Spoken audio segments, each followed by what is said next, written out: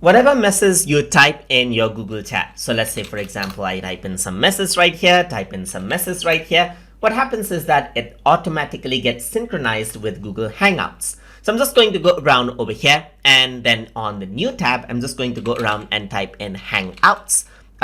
.google.com right here and press enter, and what happens is that it opens up Google Hangouts, as you can see right here.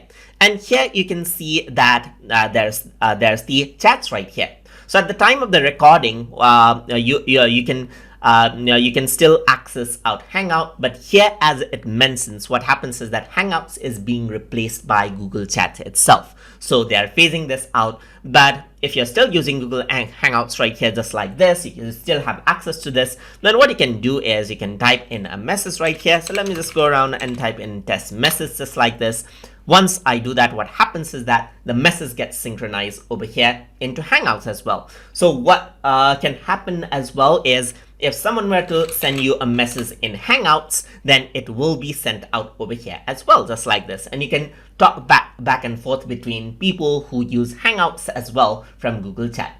And that is how synchronization between Google Chat and Google Hangouts work. So I hope you guys learned something as always. And as always, please like, comment, share, and subscribe.